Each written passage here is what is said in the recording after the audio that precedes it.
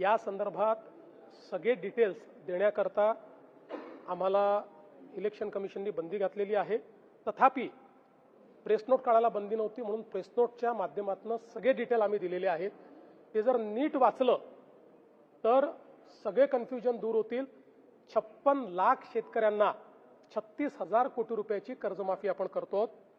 यामध्ये ज्या लोकांनी यापूर्वी कर्ज घेतलेलं आहे, जे थकीत आहेत, असे सगळे लोक आपण कव्हर केलेले आहेत। केवळ 2020 ला ज्यांना कर्जमाफी मिळाली आणि जे पुन्हा थकीत आहेत असं दाखवत आहेत किंवा झालेले आहेत, यांच्या संदर्भात काही रेस्ट्रिक्शन आपण टाकले आहेत। तो नंबरही मोठा नाही आहे। मला असं वाटतं की 9-10 लाख अशा प्रकारचे शेतकरी आहेत, त्यांनाही कर्जमाफी मिळणारच आहे।